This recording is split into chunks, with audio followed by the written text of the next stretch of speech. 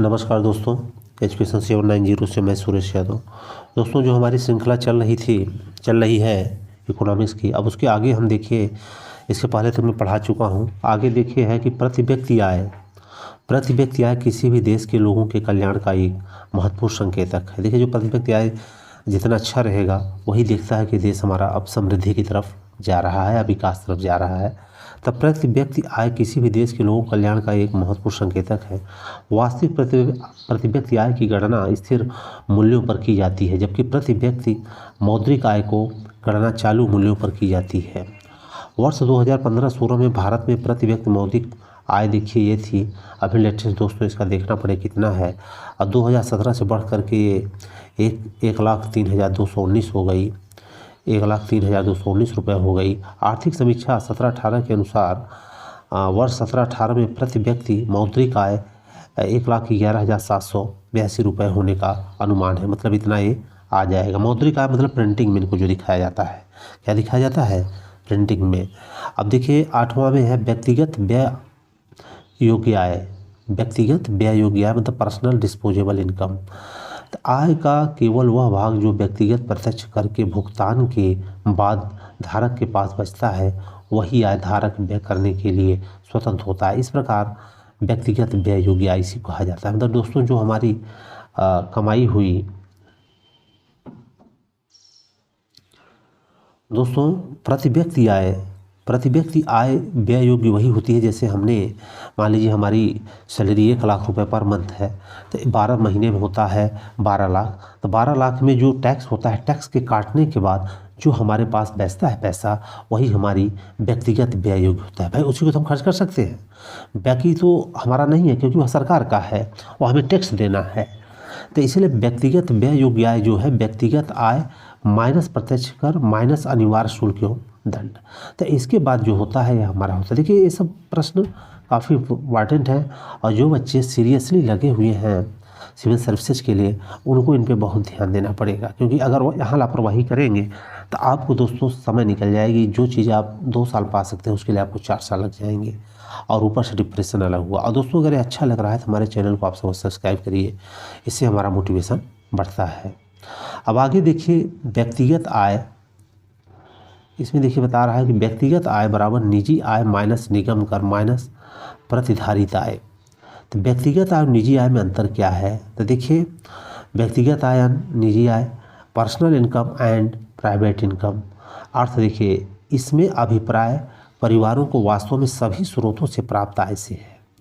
व्यक्तिगत आय में मतलब सभी स्रोत से जो पैसे आपको मिल रहे हैं, और निजी आय में इसमें अभिप्राय सभी स्रोतों से निजी क्षेत्र को प्राप्त आय में है। सभी स्रोतों से निजी क्षेत्र को प्राप्त आय है, याद रखिएगा। इसमें देखिए, इससे अभिप्राय परिवारों को वास्तव में सभी स्रोतों से प्राप्त आय है, और इसमें अभिप्राय सभी स्रोतों से निजी क्षेत्र को प्राप्त आय से है। अब अवधारणा देखिए क्या है, यह एक संकुचित अवधारणा है, क्योंकि यह निजी आय का एक भाग है। यह एक विस्तृत अवधारणा है, क्योंकि यह वैयक्तिक आय को सम्मिलित करती है। किसको करती है? वैयक्तिक आय को सम्मिलित करती है। सूत्र देखिए, वैयक्तिक आय निजी आय माइनस निगम कर माइनस प्रतिधारित आय। और इसमें देखिए, निजी आय बराबर वैयक्तिक आय प्लस निगम कर प्लस प्रतिधारित आय। दोस्तों, ये वेरी इंपॉर्टेंट है। ये सब प्रश्न डायरेक्ट उठा लिया जाता है। तो अगर आप सब नए हैं, बिगिनर हैं, तो इन सब चीज़ों पे काफ़ी ध्यान दीजिएगा। आगे देखिए,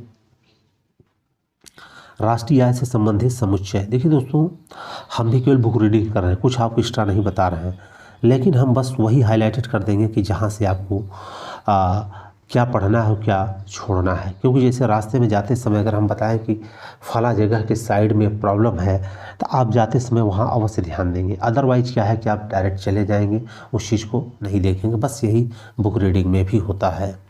अब पहला देखिए, इसमें बाजार कीमत का सकल घरेलू उत्पाद एक लेखा वर्ष में देश की घरेलू सीमा के सभी उत्पादकों द्वारा उत्पादित अंतिम वस्तुओं सेवाओं का बाजार मूल्य। ये क्या हो जाता है? बाजार कीमत पर सकल घरेलू उत्पाद। अब देखिए, बाजार कीमत पर सकल राष्ट्रीय उत्पाद क्या है? तो इसमें देखिए, जीडीपी प्लस विदेशों से प्राप्त शुद्ध कारक आय। विदेशों से प्राप्त शुद्ध कारक आय, ये देखिए डिफिनीशन बहुत इंपॉर्टेंट है, इसको 2 से 3 बार सुन लीजिएगा, ये आपको ध्यान आ जाएगा कि बाजार कीमत सकल घरेलू उत्पाद में क्या क्या है, और बाजार कीमत सकल राष्ट्रीय उत्पाद में क्या क्या है, और बाजार कीमत पर शुद्ध राष्ट्रीय उत्पाद क्या है। देखिए यहाँ शुद्ध आ गया, तो देखिए इसमें जीएनपी माइनस स्थिर पूंजी का उपभोग या मूल्यह्रास। अब देखिए बाजार कीमत पर शुद्ध सकेलू घरेलू उत्पाद में क्या क्या, देखिए वहाँ राष्ट्रीय था, घरेलू उत्पाद में तो एनएनपी माइनस विदेशों से प्राप्त शुद्ध कारक आय। अब कारक लागत पर शुद्ध सकेलू शुद्ध घरेलू उत्पाद या शुद्ध घरेलू आय, तो इसमें देखिए एनडीपी माइनस अप्रत्यक्ष कर प्लस आर्थिक सहायता अर्थात सब्सिडी। कारक लागत और सकल घरेलू उत्पाद, इसमें देखिए एनडीपी प्लस मूल्यह्रास। बहुत देखिए सिंपल है, लेकिन इसको 2 से 3 बार सीरियस होकर पढ़िएगा तभी ये चीज़ें समझ, अदरवाइज को आप टॉपिक को छोड़ देंगे, करिए नहीं नहीं समझ, ऐसा नहीं है। ये कारक लागत पर सकल राष्ट्रीय उत्पाद, तो देखिए जीडीपी प्लस विदेशों से प्राप्त शुद्ध कारक आय। अब देखिए कारक लागत पर शुद्ध राष्ट्रीय उत्पाद या राष्ट्रीय आय, तो देखिए जीएनपी माइनस मूल्यह्रास। अब शुद्ध राष्ट्रीय प्रयोज्य आय, शुद्ध घरेलू आय प्लस शुद्ध अप्रत्यक्ष कर प्लस विदेशों से प्राप्त शुद्ध प्रयोज्य आय। दोस्तों देखिए मेरा टारगेट यही है कि आप सबको एक एक लाइन पढ़ा देना, जिससे कि अगर प्रश्न अंदर से भी बने तो आप सबका गड़बड़ न हो। सकल राष्ट्रीय प्रयोज्य आय, शुद्ध राष्ट्रीय प्रयोज्य आय प्लस चालू पुनः स्थापना लागत। अब निजी आय में क्या है, निजी क्षेत्रों को घरेलू उत्पाद से प्राप्त आय प्लस विदेशों से प्राप्त शुद्ध कारक आय प्लस सरकार से प्राप्त चालू हस्तांतरण प्लस शेष विश्व से प्राप्त चालू हस्तांतरण प्लस राष्ट्रीय ऋण पर ब्याज। ये देखिए निजी आय होती है। वेरी इंपॉर्टेंट, इसको 2 से 3 बार देख लीजिएगा। अब वैयक्तिक आय में क्या क्या है, देखिए इसमें निजी आय माइनस निगम लाभ कर माइनस अवितरित लाभ या निगम बचत। और वैयक्तिक प्रयोज्य आय में क्या क्या है, वैयक्तिक आय माइनस प्रत्यक्ष वैयक्तिक कर माइनस परिवारों द्वारा दिए गए विविध शुल्क और जुर्माने। देखिए ये लगता है कि बहुत तो है, लेकिन अगर 2 से 3 बार आप ध्यान से देखेंगे तो आपको अवश्य लाभ मिलेगा। दोस्तों देखिए ये डाटा 2014-15 का है, इसलिए डाटा चेंज हो चुका है। ये भी देखिए 2015-16 का है, ये डाटा चेंज हो चुका है। ये देखिए भी डाटा पुराना है, इसलिए बहुत इंपॉर्टेंट हमारे लिए नहीं है। इनका लेटेस्ट डाटा हम बच्चों आप सबको प्रोवाइड कर देंगे, लेटेस्ट डाटा इसका प्रोवाइड कर देंगे, इसलिए इसको ध्यान देने की कभी ज़रूरत नहीं है। देखिए इसमें जो ध्यान देने वाली ज़रूरत है यह है राष्ट्रीय आय की गणना कैसे। राष्ट्रीय आय की गणना लागत या मूल्य पर की जाती है। लागत के आधार पर किसी वर्ष के लिए जीडीपी कम होती है, जबकि मूल्य के आधार पर यह अधिक होती है। सामान्य व्यक्ति लागत और मूल्य को पर्यायवाची शब्दों के रूप में प्रयोग करता है, परंतु अर्थशास्त्र एवं वाणिज्य में इनके भिन्न भिन्न अर्थ हैं। देखिए ये सब चीज़ें आपको याद हो कि स्टैटिक पॉइंट है, क्या है, स्टैटिक है, तो इसलिए इसको आपको जरूर ध्यान रखना। राष्ट्रीय आय की गणना लागत या मूल्य पर की जाती है। लागत के आधार पर किसी वर्ष के लिए जीडीपी कम होती है, जबकि मूल्य के आधार पर यह अधिक होती है। सामान्य व्यक्ति लागत और मूल्य को पर्यायवाची शब्दों के रूप में प्रयोग करता है, परंतु अर्थशास्त्र एवं वाणिज्य में इनके भिन्न भिन्न क्या होते हैं, अर्थ होते हैं। अब देखिए यहाँ पे फिर डाटा है, यह डाटा दोस्तों देखिए पुराना है, इसलिए हमारे लिए अभी ये ज़रूरत का नहीं है। लेटेस्ट डाटा प्रोवाइड करेंगे आप सबको, इसका क्या करेंगे, लेटेस्ट डाटा प्रोवाइड करेंगे। अब देखिए लागत किसी उत्पाद, देखिए जो स्टैटिक है उसको देख लेते हैं। लागत किसी उत्पाद का उत्पादन व्यय जो कारकों के मूल्यों को जोड़कर निकाली जाती है। वहीं किसी उत्पाद का मूल्य उसकी लागत के अप्रत्यक्ष करों और उत्पादनकर्ता के लाभ को जोड़कर निकाला जाता है। ये देखिए डिफरेंस जैसे क्लियर है, एक से बार 2 बार सुनेंगे आपको तो आपको क्लियर हो जाएगा। इस प्रकार बाजार में उपभोक्ता को कोई वस्तु कितने में खरीदनी पड़ रही है वह उसका मूल्य है, अर्थात किसी एक उत्पाद की लागत हमेशा उसके मूल्य से कम होगी।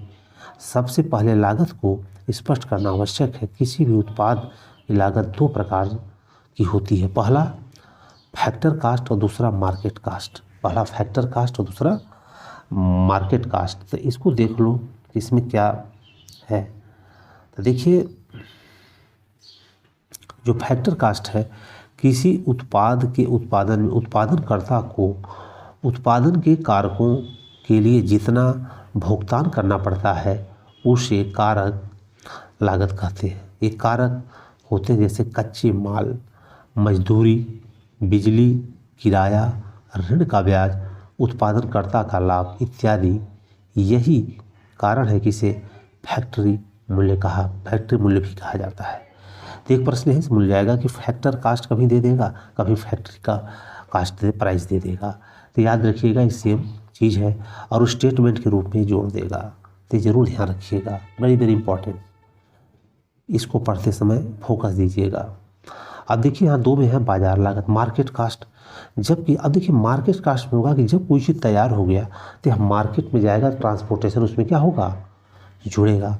जब किसी उत्पाद साधन लागत के शुद्ध अप्रत्यक्ष करों को जोड़ते हैं तो बाजार लागत प्राप्त होती है। इसी मूल्य पर वह उत्पाद फैक्ट्री जोड़ता है। यही कारण है कि उसे पूर्व फैक्ट्री मूल्य भी कहा जाता है। किसी देश की जीडीपी इस प्रकार लागत के आधार पर एक ही वर्ष के लिए 2 प्रकार होती है, एक तो साधन लागत पर और दूसरा बाजार लागत पर। साधन लागत पर और फिर क्या है, बाजार लागत पर। तो देखिए साधन लागत पर जीडीपी बाजार लागत तुलना में कम होगी। इस तरह जीडीपी की मात्रा में यह भी निश्चित करना आवश्यक होता है कि यह साधन लागत पर अथवा बाजार लागत पर निकाली गई है। भारत में राष्ट्रीय आय की गणना साधन लागत पर की जाती है। यही कारण है कि बाद में अप्रत्यक्ष करों को जोड़ने की आवश्यकता पड़ती है। तो ये देखिए डिफरेंसेस देखते जाइएगा, बहुत इंपॉर्टेंट है। इस प्रकार राष्ट्रीय आय की गणना में यह भी स्पष्ट करना आवश्यक होता है कि इसमें किस मूल्य को लिया गया है, किस मूल्य को लिया गया है। अब देखिए इसमें नेक्स्ट जो किस मूल्य को लिया गया है, तो देखिए इसमें क्योंकि मूल्य भी 2 प्रकार के होते हैं, एक होता है कांस्टेंट प्राइस और दूसरा होता है करंट प्राइस।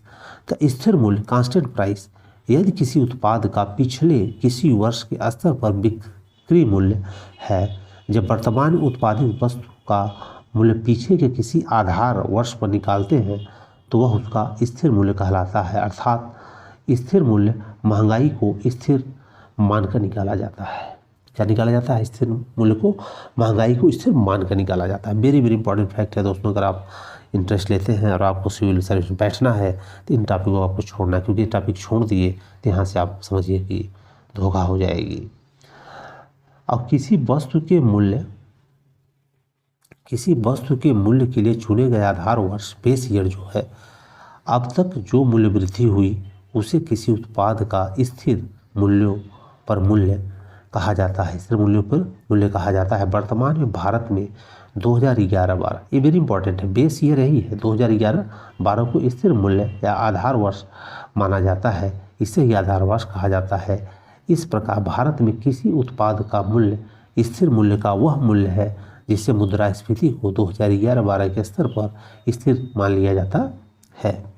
वास्तव में उन अर्थव्यवस्थाओं में जहां महंगाई उच्च रही है या फिर नियंत्रण में रही है, यदि वहां उत्पादों की गणना स्थिर मूल्य पर न की जाए तो समृद्धि और विकास का गरीबी उन्मूलन पर क्या प्रभाव पड़ा है उसका अनुमान लगाना कठिन हो जाता है। तो इस पॉइंट याद रखिएगा, 2 से 3 बार सुनना है, आपको सारी चीज़ें ध्यान में आ जाएंगी। क्योंकि देखिए सेल्फ कई बार आदमी बुक को नहीं पढ़ता है।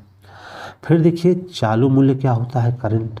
किसी उत्पाद में जो अधिकतम खुदरा मूल्य अंकित होता है वह उसका चालू मूल्य है। अर्थात किसी उत्पाद का चालू मूल्य उसके स्थिर मूल्य में आधार वर्ष से अब तक की मुद्रास्फीति को जोड़कर प्राप्त किया जा सकता है। इसलिए देखिए आप किसी भी चीज़ों पे लिखा होता है कि आइटम 130 रुपये है और जबकि दुकानदार आपको 100 रुपये में देता है, तो फैक्ट्री जो लागत और सब आया है उस पर देता है वो। लेकिन ये लगता है कि इतने दिन तक की मार्केट, जब तक इसकी एक्सपायरी डेट है, इतने समय तक महंगाई यहाँ तक बढ़ सकती है, बढ़ गई। क्योंकि अगर मूल्य किसी चीज़ में 130 लिखा है और दुकानदार अगर आपसे 140 लेगा तो आप उसे नहीं लेंगे। तो इसीलिए चालू मूल्य जो दिया है यह अधिकतम रखा जाता है।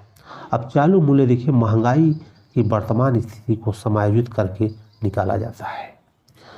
तो इस प्रकार भारत समेत, अब देखिए, इस प्रकार भारत समेत विश्व के सभी देशों में किसी वर्ष जीडीपी स्थिर और चालू मूल्यों पर अलग अलग होता है। स्थिर मूल्यों पर कम और चालू मूल्यों पर अधिक, क्योंकि सामान्य स्थिति में मुद्रास्फीति हमेशा धनात्मक होती है या धनात्मक रखने की नीतिगत कोशिश रहती है।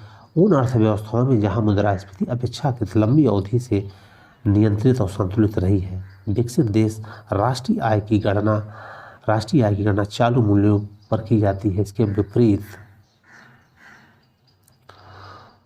विपरीत देखिए, भारत सहित अधिकांश विकासशील देशों द्वारा राष्ट्रीय आय की गणना स्थिर मूल्य पर ही की जाती है। अब देखिए नेक्स्ट है, भारत की राष्ट्रीय आय जो एनएनपी है की मात्रा के साथ यह भी लिखा होता है कि साधारण लागत पर और स्थिर मूल्य पर, परंतु आर्थिक समीक्षा में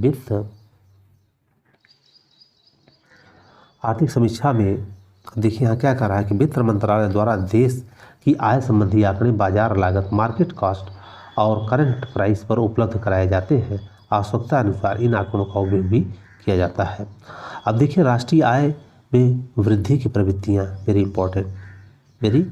देखिए, अनियमित वृद्धि, एराटिक ग्रोथ।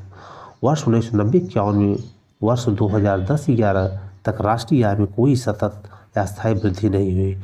उदाहरण स्वरूप 60 वर्षों में से 13 वर्ष ऐसे थे जिनमें राष्ट्रीय आय में वृद्धि दर जनसंख्या वृद्धि दर से कम थी, इसलिए इन वर्षों में प्रति व्यक्ति आय में गिरावट आई। इसके अतिरिक्त 16 वर्ष ऐसे थे जिसमें प्रति व्यक्ति आय का स्तर पिछले वर्ष में कि प्रति व्यक्ति आय के स्तर की तुलना में कम था। बाद में 5 वर्ष ऐसे थे जिनमें राष्ट्रीय आय के स्तर में गिरावट हुई। इन आंकड़ों का अध्ययन से यह बात स्पष्ट हो जाती है कि समृद्धि अनियमित है। समृद्धि क्या है? अनियमित है। अब देखिए नेक्स्ट है कि कृषि में जो हमारे यहाँ ग्रेड है, कृषि के उतार चढ़ाव के साथ समृद्धि दर का घटना और बढ़ना, कृषि उत्पादन में वृद्धि या कमी के आधार पर समृद्धि दर भी घटती या बढ़ती है। इस संबंध में तर्क दिया जाता है कि सभी कृषि आधारित अर्थव्यवस्थाओं का स्वाभाविक है, परंतु यह चिंताजनक है कि योजनाओं में भारी निवेश के बाद भी कृषि के क्षेत्र में व्याप्त अनिश्चितताओं को कम नहीं किया जा सका है। यदि मानसून अनुकूल न हो तो आज भी कृषि क्षेत्र अव्यवस्थित हो जाता है और अन्य क्षेत्रों में विकास का प्रतिकूल असर पड़ता है। तो देखिए आज की है कि जैसे हमारे यहाँ मानसूनी कृषि अभी भी हो रही है, अगर इसमें हम विजय प्राप्त कर लें तो हमारा विकास अच्छा खासा हो जाएगा। अब देखिए तीसरा है आर्थिक समृद्धि दर तेजी से आना। समय के साथ साथ भारत आर्थिक समृद्धि दर को तीव्र करने में सफल हुआ है। आयोजन के पहले 30 वर्षों में राष्ट्रीय आय में वृद्धि व चक्रवृद्धि 3.4% थी। सन 1980-81 के बाद राष्ट्रीय आय में प्रतिवर्ष 5.5% की वृद्धि हुई, परंतु आर्थिक समृद्धि दर से वृद्धि का मुख्य कारण सेवा क्षेत्र में तेजी से प्रसार होना है। अब देखिए इसके बाद जो हम आगे देखते हैं, इसके अतिरिक्त तेज आर्थिक समृद्धि का लाभ देश के केवल कुछ राज्यों में ही हुआ और अन्य शेष राज्य काफ़ी पिछड़ गए। 1980-90 के दशकों में राष्ट्रीय आय में समानता बढ़ी, अर्थात बढ़ी हुई आय संपन्न वर्गों तक ही संकेंद्रित होकर रह गई, जबकि कमजोर वर्ग के लोगों को समृद्धि दर में आने वाली तेजी का पूर्ण लाभ प्राप्त नहीं हुआ। अब दोस्तों देखिए राष्ट्रीय आय लेखा के आधार वर्ष और विधि में संशोधन। 30 जनवरी 2015 को जारी विज्ञप्ति के अनुसार सीएसओ ने राष्ट्रीय आय लेखा के आधार वर्ष 2004 से संशोधित करके 2011-12 कर दिया। देखिए यही पूछेगा कि 2011-12 भी है, इसके पहले कौन सा था, तो इससे पहले 2004-05 है। प्रश्न यहीं से बना देता है, याद रखिएगा। यह प्रणव सेन का अध्यक्षता में गठित समिति के संस्तुति पर किया गया था। मतलब किस गठित में, कई बार यहाँ से प्रश्न पीछे से बनेगा कि किस समिति में यह जो है 2004 से 2004-05 से 2011 किया था, प्रणव सेन की अध्यक्षता में। इस विज्ञप्ति में राष्ट्रीय आय संबंधित नई श्रृंखला में एक अन्य महत्वपूर्ण अवधारणात्मक परिवर्तन सकल घरेलू उत्पाद के आकलन से संबंध में किया गया है। देखिए इसमें जो फैक्ट हैं दोस्तों वो आप सब जरूर ध्यान दीजिएगा, और आप सीरियस अगर स्टडी में लगे हैं तो ये सब चीज़ें आपको इसके नहीं करना है, क्योंकि स्किप करने से फिर आपको वो ज्ञान प्राप्त नहीं हो पाए। क्योंकि बुक अगर है तो खरीद लीजिए, उससे पढ़िए, लेकिन एक बार वीडियो आप सब जरूर सुनिए। नई श्रृंखला में अब साधन लागत सकल घरेलू उत्पाद का आकलन करने की परंपरा को हटा दिया गया है तथा बाजार मूल्य पर सकल घरेलू उत्पाद को ही सकल घरेलू उत्पाद के रूप में स्वीकार किया गया है। सीएसओ की नई घोषणा के अनुसार सकल घरेलू उत्पाद की गणना के लिए क्षेत्रवार सकल मूल्यवर्धन के अनुमान के लिए साधन लागत के स्थान पर आधार कीमतों को ही प्रयोग में लाया गया है। आधार कीमत बराबर होता है अप्रत्यक्ष कर आधार माइनस अनुदान। देखिए, साधन लागत पर जीबीए की गणना करते समय सभी अनुदानों को शामिल कर लिया जाता है, सभी अनुदानों को शामिल कर लिया जाता है, जबकि ऐसे किसी भी कर को शामिल नहीं किया जाता है। दोस्तों, अगर आप सबको अच्छा लग रहा है तो चैनल को अवश्य सब्सक्राइब करिए, जिससे हमारा मोटिवेशन बढ़ता है। अब देखिए, साधन लागत पर जीवीए की गणना करते समय सभी अनुदानों को शामिल कर लिया जाता है, जबकि किसी भी कर को शामिल नहीं किया जाता है। अब बाजार मूल्य पर जीवीए की गणना करते समय उत्पादन करों को शामिल किया जाता है और उत्पाद अनुदान को सम्मिलित नहीं किया जाता है। दोस्तों देखिए, ये इम्पॉर्टेंट फैक्ट है, यहाँ से भी प्रश्न कई बार बना देता है कि देखिए, सकल मूल्यवर्धन जीवीए साधन लागत पर जीवीए मूल मूल्य पर तथा जीडीपी बाजार मूल्य पर बीच के संबंध। यदि सी बराबर होता है कर्मचारियों की क्षतिपूर्ति, ओएस में है परिचालन अधिशेष, एमआई में है मिश्रित आय और सीएफसी में है मिश्रित पूंजी का उपभोग। यह बताया है इसको कैसे निकालते हैं। पहला देखिए, जीवीए मूल्य पर क्या हो जाएगा, C plus OS MI plus CFC plus उत्पादन कर माइनस उत्पादन अनुदान निकाल के जीवीए निकाला जाता है। पहला में देखिए। दूसरा में जीवीए साधन लागत पर बराबर जीवीए मूल्य पर माइनस उत्पाद अनुदान घटाने के बाद उत्पादन कर। दोस्तों, इसको एक दो बार पेन पेंसिल से जरूर लिखिएगा, ये चीज़ें दिमाग में बैठा लीजिएगा। तीसरा, जीवीए साधन मूल्य पर बराबर जीवीए मूल्य पर प्लस उत्पाद कर माइनस उत्पाद अनुदान। अब देखिए, इस विज्ञप्ति में क्या कह रहा है कि इस विज्ञप्ति में सीएसओ ने इस बात पर बल दिया है कि आगे से सकल घरेलू उत्पाद बाजार मूल्य को ही राष्ट्रीय विकास की माप के लिए प्रयोग में लाया जाएगा। ये देखिए, यहाँ पे दे दिया कि सीएसओ को ही लाया गया और इसमें बाजार मूल्य को ही लाया गया है राष्ट्रीय विकास की माप में। या किसने, सीएसओ ने बोला कि बाजार मूल्य को ही राष्ट्रीय विकास के लिए पैमाना बनाया जाए। किसने बोला है, सीएसओ ने। अब मूल कीमत पर जीवीए को व्यक्त करने की अवधारणा को सीएसओ ने United nation system of accounting से ली है, जो वहाँ 1993 से ही प्रयोग में लाई जा रही है। अब देखिए, राष्ट्रीय आय की गणना का महत्व। राष्ट्रीय आय की गणना के माध्यम से अर्थव्यवस्था की वास्तविकता क्षमता का पता चलता है। इसके माध्यम से अर्थव्यवस्था की उपलब्धियों का भी मूल्यांकन किया जाता है। राष्ट्रीय आय की गणना द्वारा अर्थव्यवस्था के तीनों क्षेत्रों के लिए प्राथमिकता तय करने और उनके बीच संतुलन स्थापित करने में सहायता मिलती है। क्या मिलती है, सहायता मिलती है। तो दोस्तों देखिए, आज हमारा यहाँ तक है, इसके बाद हम नेक्स्ट श्रृंखला इसी का लेकर आएंगे। तो दोस्तों, अगर वीडियो अच्छा लगा है तो इसको आप लाइक करिएगा और दोस्तों में शेयर करिए। और दोस्तों, आप सबसे मेरा निवेदन है कि हमारे चैनल एजुकेशन 790 को आप सब अवश्य सब्सक्राइब करेंगे। जय हिंद, जय भारत।